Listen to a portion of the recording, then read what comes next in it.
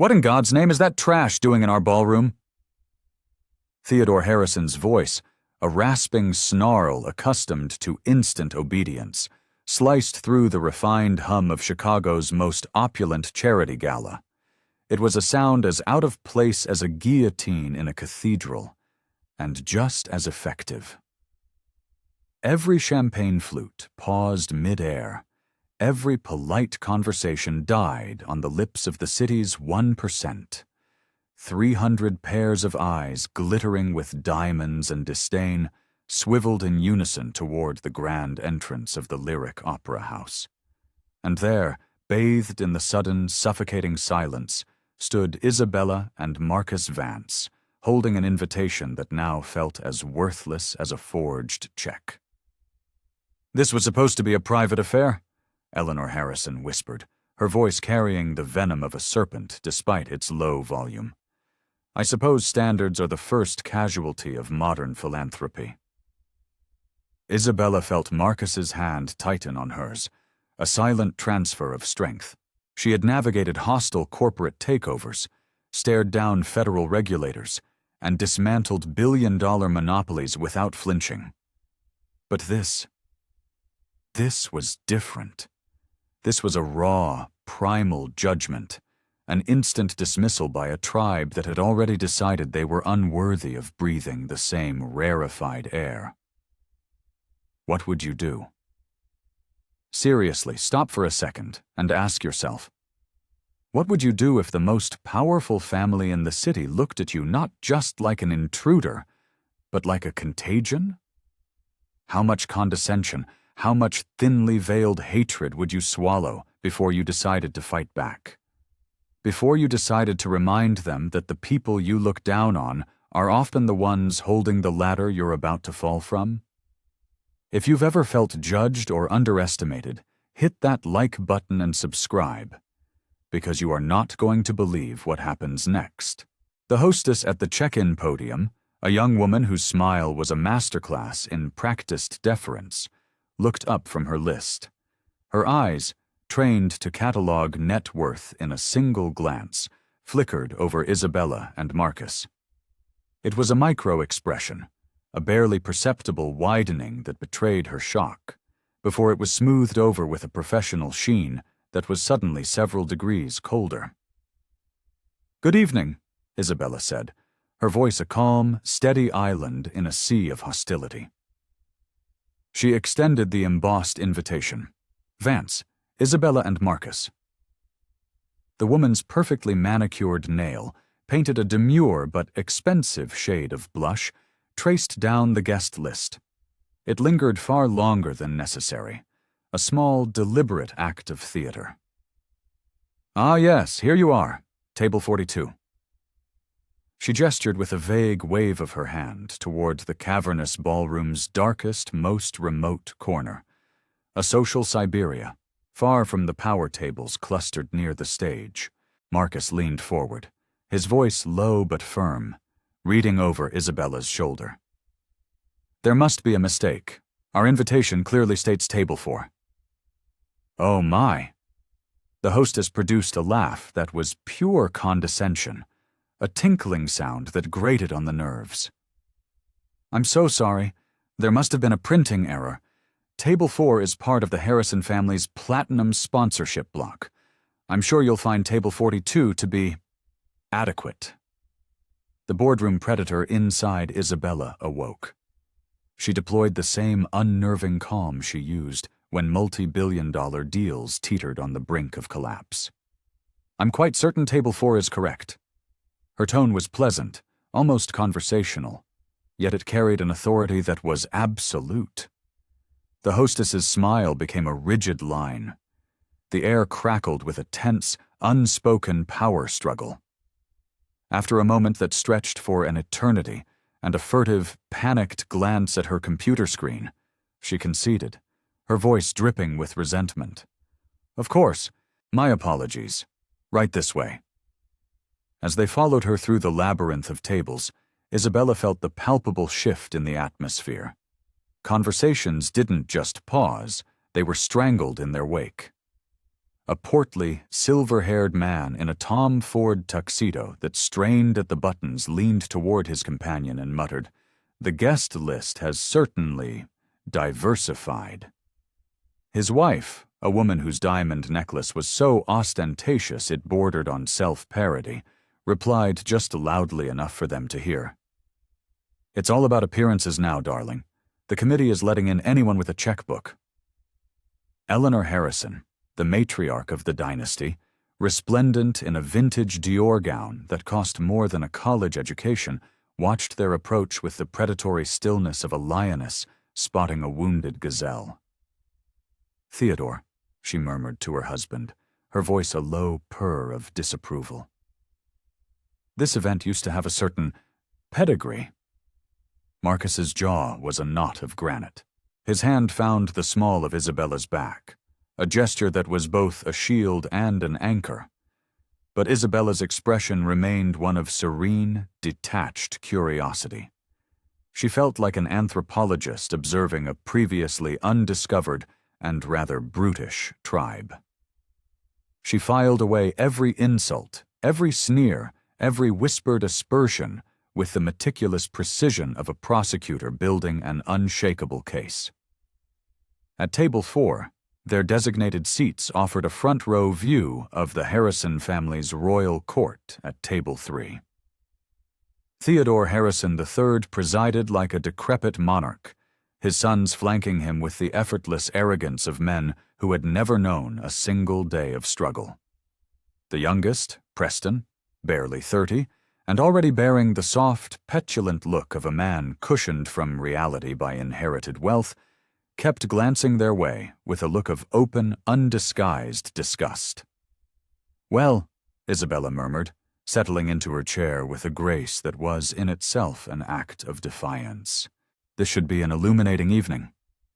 The first course, a meticulously plated tower of seared foie gras and fig reduction, arrived on a wave of silent, white-gloved servers.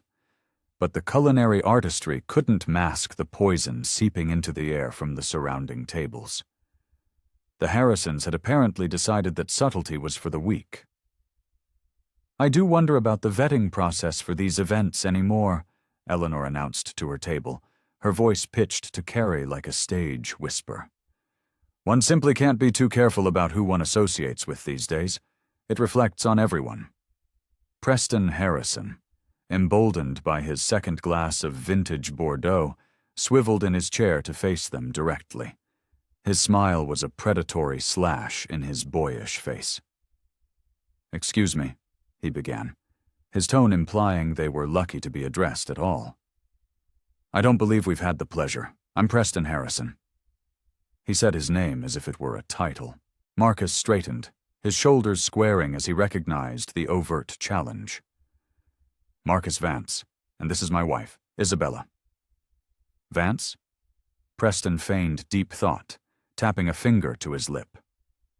"Can't say I've ever heard of the family. What line of work are you in?" "We're in asset management," Isabella replied, her voice as smooth as polished marble.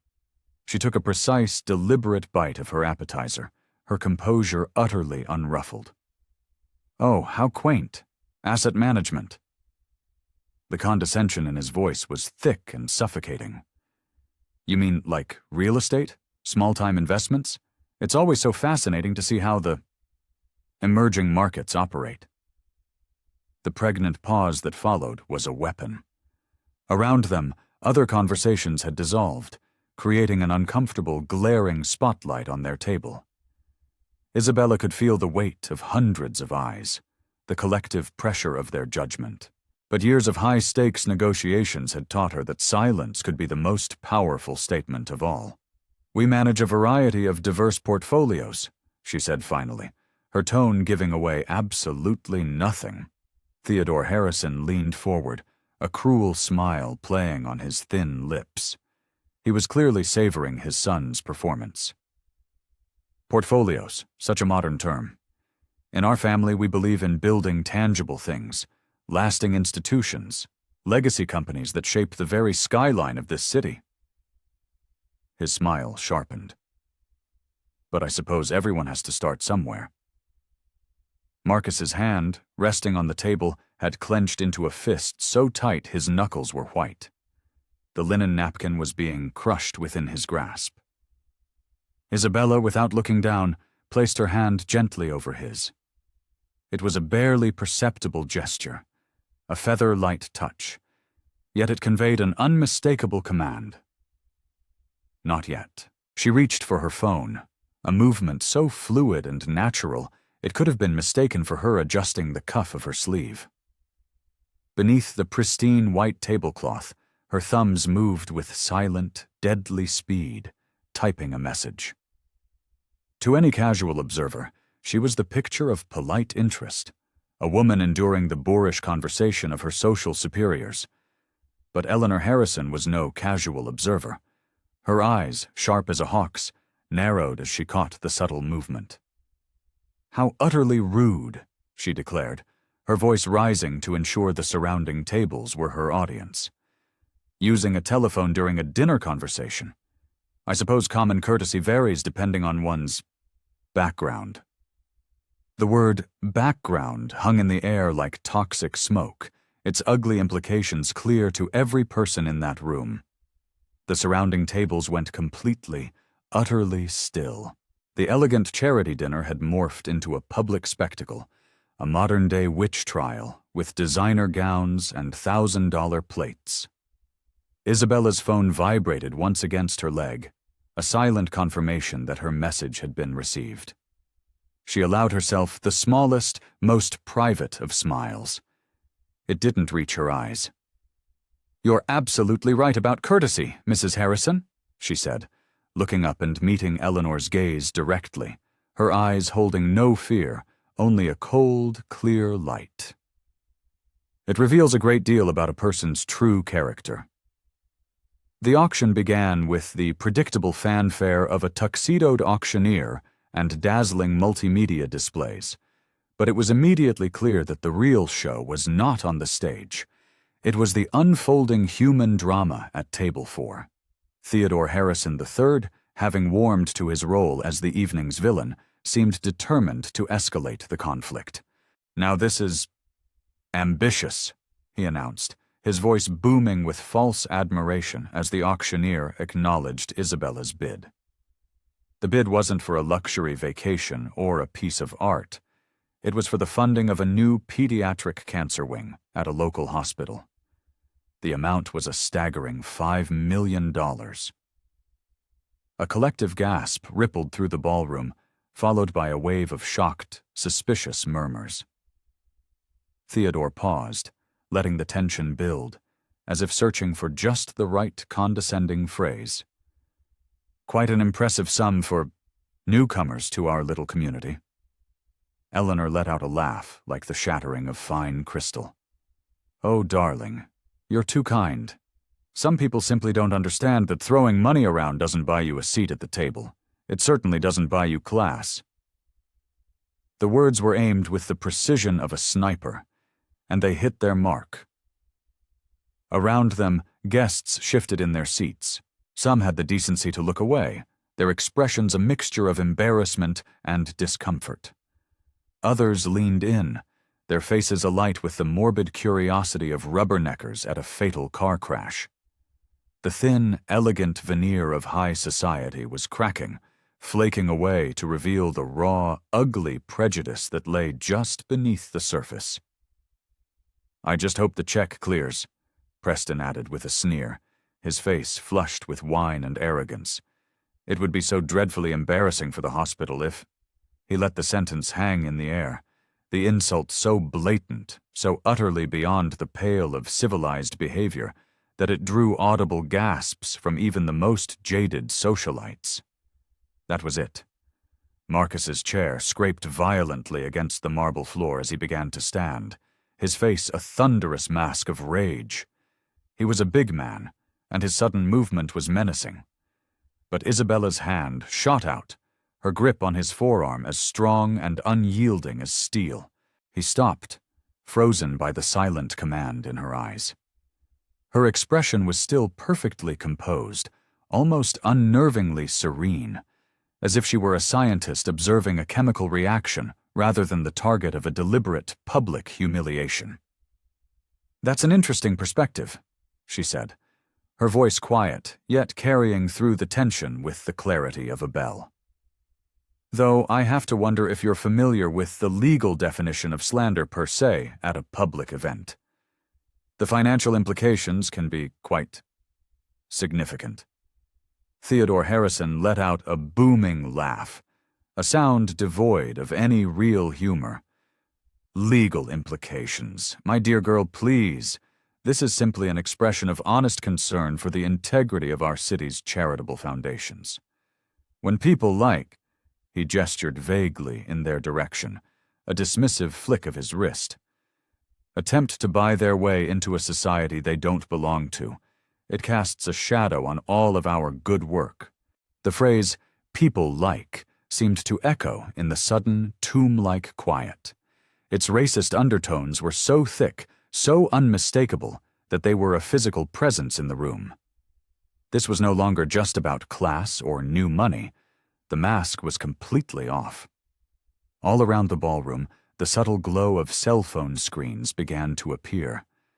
Guests, sensing that this was more than just a minor social faux pas, had begun to discreetly record the confrontation. The charity gala was transforming, second by second, into a viral moment, a real-time documentary of unchecked privilege confronting its own reflection and not liking what it saw. Isabella's phone, resting in her lap, began to buzz continuously.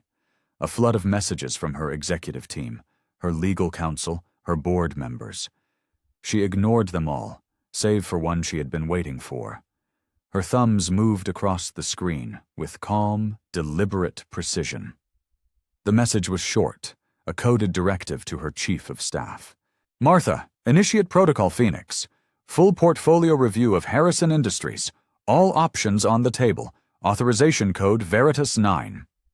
Eleanor noticed the texting again, her voice rising, shrill and sharp. "This is precisely what I mean. It's a matter of breeding. In civilized society, one does not conduct business during a social engagement."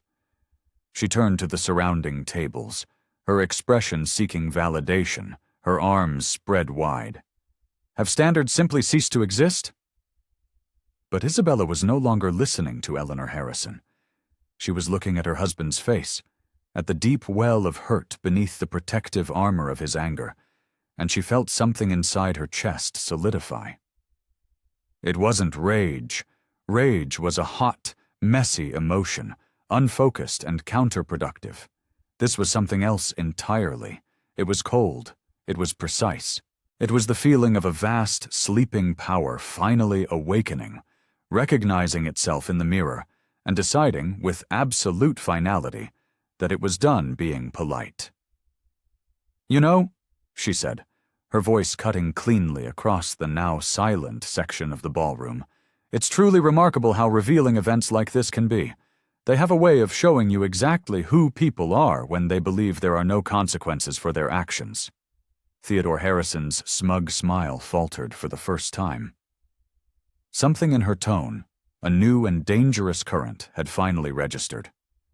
But before he could formulate a response, the evening's MC was on stage, introducing the keynote speaker. The powerful spotlights shifted away from their table, sweeping across the room to illuminate the stage, plunging them into a relative darkness. The reprieve felt like the eye of a hurricane, a pocket of deceptive calm before the full force of the storm was unleashed. The keynote speaker, a revered local philanthropist, spoke eloquently about opportunity, education, and lifting up the community.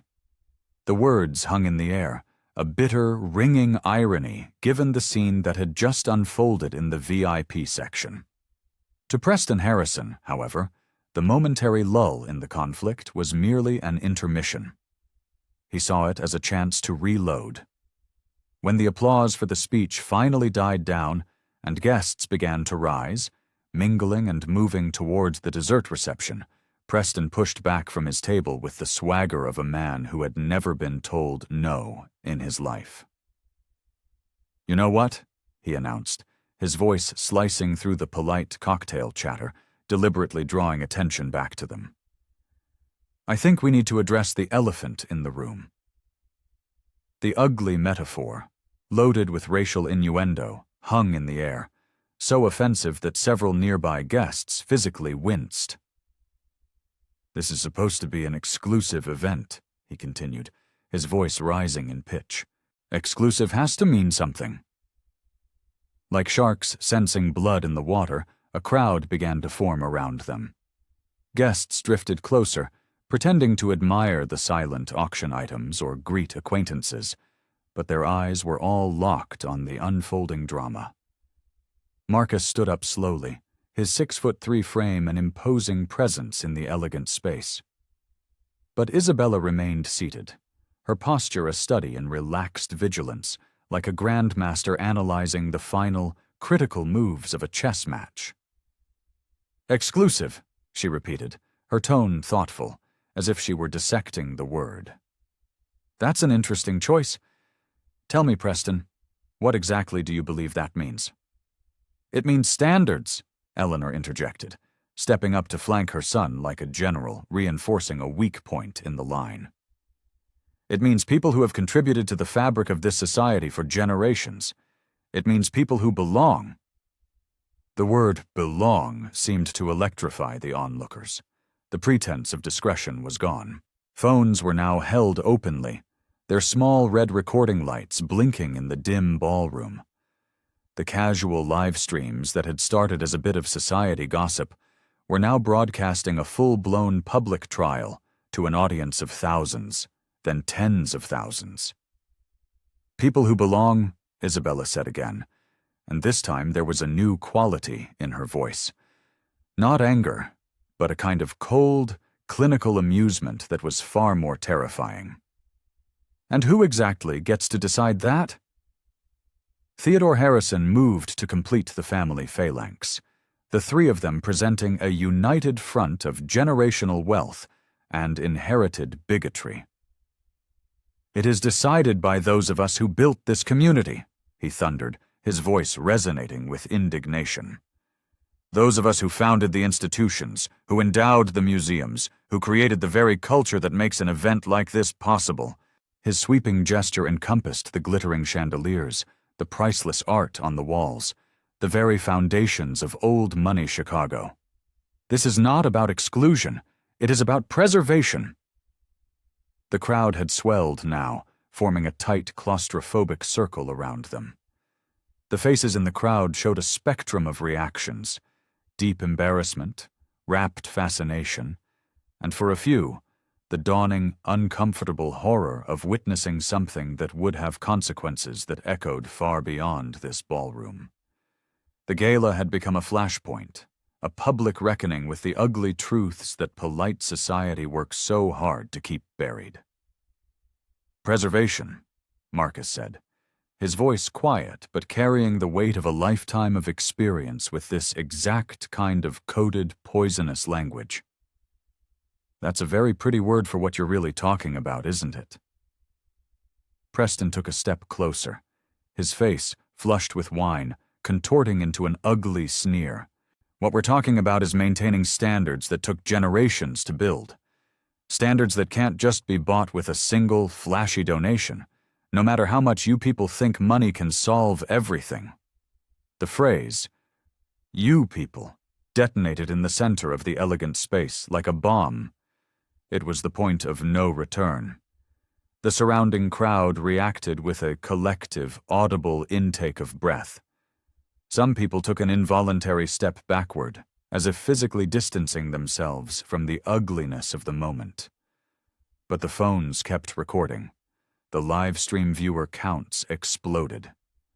Isabella's own phone was now buzzing without pause, but for the first time she glanced down at the screen. Messages were flooding in from her chief of staff, her legal team, her board of directors, all flagged with the highest level of urgency.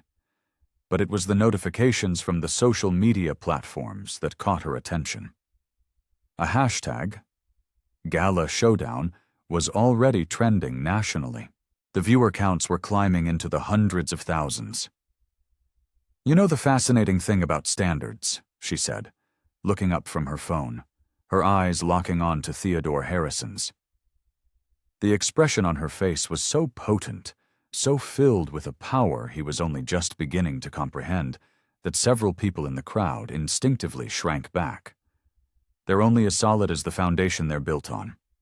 And sometimes the people who claim to be the guardians of those standards discover, far too late, that they've been building their house on sand. She stood. The movement was fluid, controlled, and utterly commanding. In that single graceful motion, the entire dynamic of the confrontation shifted. It was as if a veil had been lifted. There was something in her bearing now, a palpable aura of authority that hadn't been there before. Or perhaps it had been there all along, carefully sheathed beneath layers of civility and social grace. The woman who rose from table 4 was not the same woman who had walked into this ballroom an hour ago. Eleanor Harrison must have sensed the seismic shift, because a note of panic entered her voice. It rose, sharp and desperate. "Security! Security! This has gone on long enough. These people are disrupting a private charitable event." 2 uniformed security guards began to move through the crowd towards them, but their steps were hesitant. They were speaking into their earpieces, their expressions confused. They were receiving information from a source they couldn't see, information that was clearly complicating their orders. The carefully constructed social hierarchy of the Gala was beginning to fracture and collapse under the weight of its own hypocrisy. And then, for the first time all evening, Isabella Vance smiled. It was not a pleasant smile.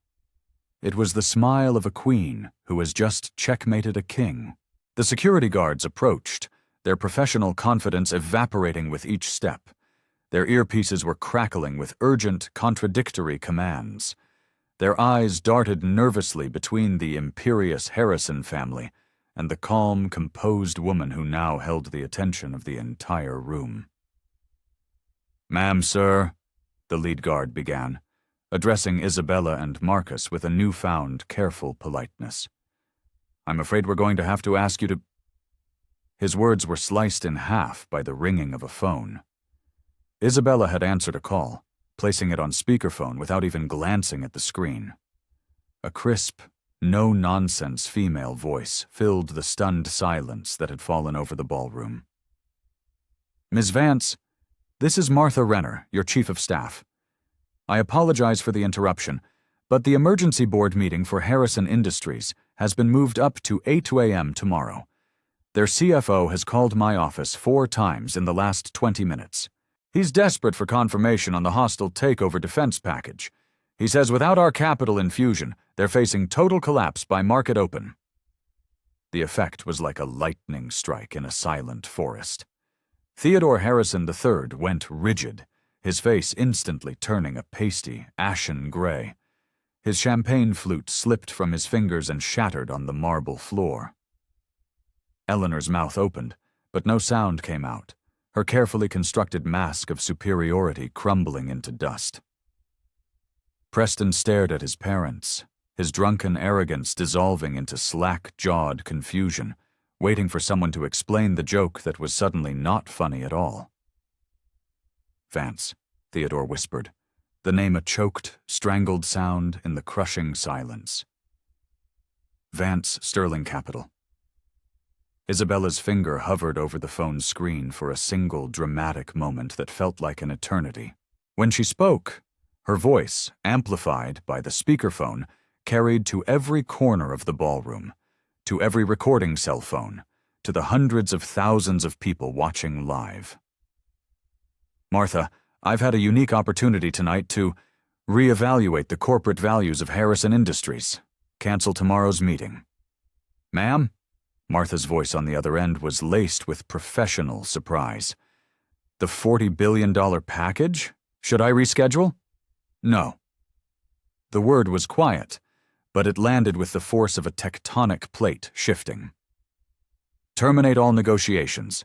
Effective immediately, Vance Sterling Capital is withdrawing its offer and initiating a short position on all Harrison holdings. And Martha, call the SEC.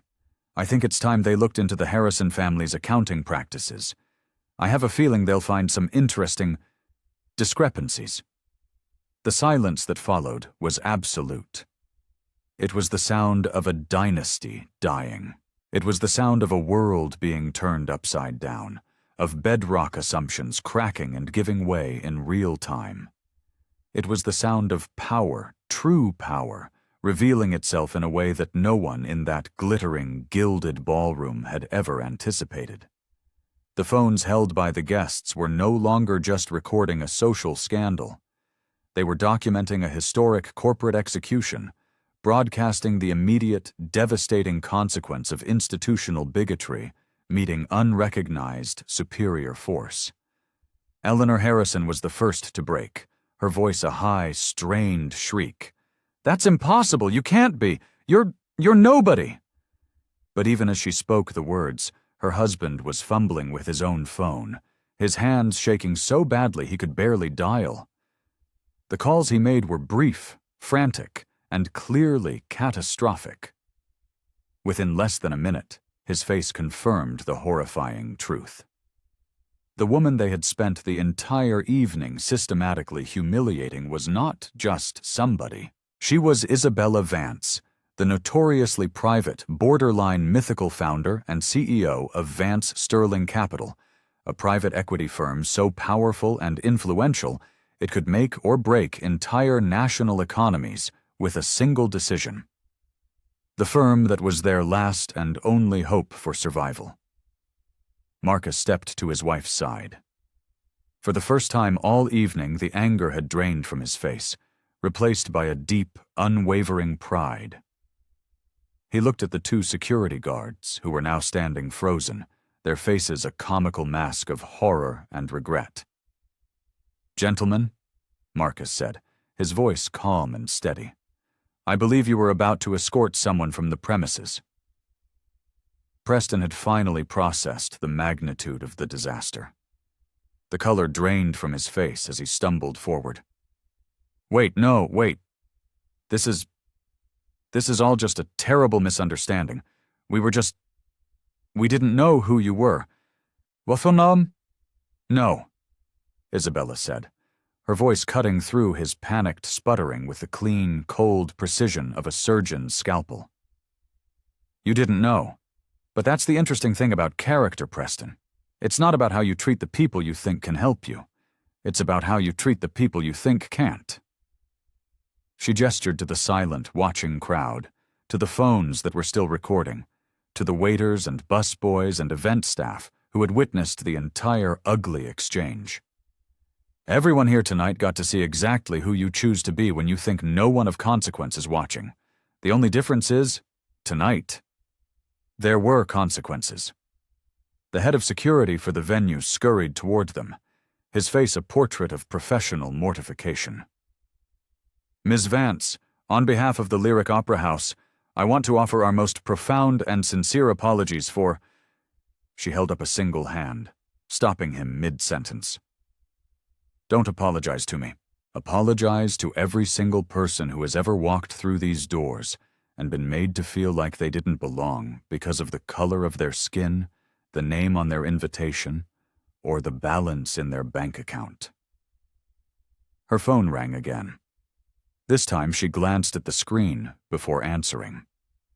It was the chairman of the event's charitable foundation. "Yes, this is Isabella Vance. No, the decision is final, because character is a non-negotiable asset, and tonight I learned that the Harrisons are morally bankrupt." She hung up, turning to face the Harrison family. They stood frozen in a living tableau of shock and dawning horror, watching a lifetime of privilege, power, and prestige evaporate in real time, broadcast live to a global audience that was growing by the minute. The charity gala had become their public execution. A spectacular, self-inflicted end to a dynasty, brought about not by a hostile takeover or a market crash, but by the simple, ancient sin of hubris. The 72 hours that followed were an avalanche in slow motion. By sunrise, the hashtag #BotcherHarrisonHate was trending globally, with over 100 million social media engagements. The videos from the gala, captured from 100 different angles and expertly spliced together by an army of internet sleuths, told a story so unambiguous, so damning, that no crisis management firm on earth could spin it. Vance Sterling Capital's official press release hit the wires at 8:59 a.m., 1 minute before the opening bell on Wall Street. It was a masterclass in corporate assassination, polite, professional, and utterly devastating. After a careful review of recent events which have brought to light fundamental and irreconcilable incompatibilities in corporate ethics and values, Vance Sterling Capital has terminated all discussions with Harrison Industries. Furthermore, VSC has initiated a significant short position, effective immediately. The markets reacted with the brutal, impersonal efficiency of a firing squad. Harrison Industries stock, already fragile from years of mismanagement and debt, didn't just fall. It ceased to exist. It plummeted 92% in the first 10 minutes of trading before the SEC mercifully halted it. The company, a Chicago institution that had survived 2 world wars, the Great Depression, and the 2008 financial crisis, was effectively wiped out because one family couldn't resist the urge to be cruel at a dinner party. Theodore Harrison's frantic calls to Isabella Vance were routed to a voicemail box that was perpetually full. His lawyers were informed by VSC's general counsel that all future communications would be conducted via court filings. His desperate, pleading emails received a single, automated response. "Thank you for your inquiry. Your message has been received." Eleanor Harrison, facing a social death sentence from the very circles that had defined her entire life, agreed to a groveling, tearful interview on a national morning show. "We made a series of terrible, unforgivable mistakes," she stammered, her voice trembling as she read from a teleprompter. "We allowed ignorance and prejudice to cloud our judgment, and for that, we are profoundly sorry." But the words were hollow, rendered meaningless by the viral videos of her sneering condescension. The public saw it not as an apology, but as the desperate plea of a narcissist who was sorry she got caught. The consequences for Preston were the swiftest. The board of directors of the now worthless Harrison Industries, in a desperate act of self-preservation, convened an emergency meeting and voted unanimously to remove him from all positions and strip him of his severance. His trust fund, which was tied directly to company stock performance, had evaporated overnight. The collateral damage was immense and tragic. Over 5,000 employees of Harrison Industries received termination notices as the company spiraled into bankruptcy proceedings. Pension funds that were heavily invested in the company's once stable stock were decimated, wiping out the life savings of thousands of retirees. But the social fallout was a spectacle in its own right. The Chicago Club, the Union League, the various country clubs and yacht clubs, one by one, the institutions that formed the bedrock of the Harrisons' identity, held emergency sessions and summarily revoked their memberships. The family that had once been synonymous with Chicago high society had become radioactive. Legal repercussions followed. VSC's legal team, renowned for its ruthlessness, filed a sweeping lawsuit alleging defamation, slander, and intentional infliction of emotional distress, using the mountain of video evidence as its primary exhibit. The case was so ironclad that the Harrisons' own lawyers advised them to settle immediately. Within 2 weeks, the family's sprawling Lakeshore Drive penthouse was on the market. Their Lake Geneva estate followed. The private art collection, filled with works by Monet and Picasso, was sent to auction houses, its prestigious provenance now tainted by the family's public disgrace. The yacht, the private jet, the stable of vintage automobiles, all of it liquidated in a desperate, futile attempt to cover the debts and legal settlements that were piling up like snowdrifts. Social media acted as both judge and jury.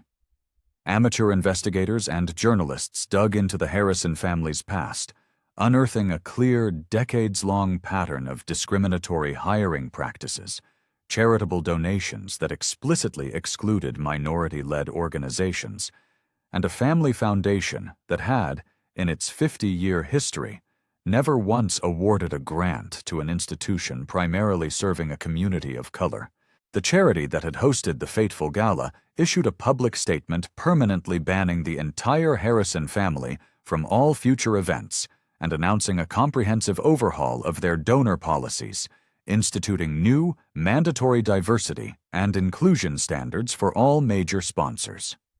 Other nonprofits and cultural institutions across the city quickly followed suit, creating a social quarantine so complete it was as if the family had never existed. But the most devastating consequence of all was the silence. The Harrisons, who for generations had their every move chronicled in society columns, suddenly vanished. Friends of 50 years no longer answered their calls. Invitations ceased to arrive.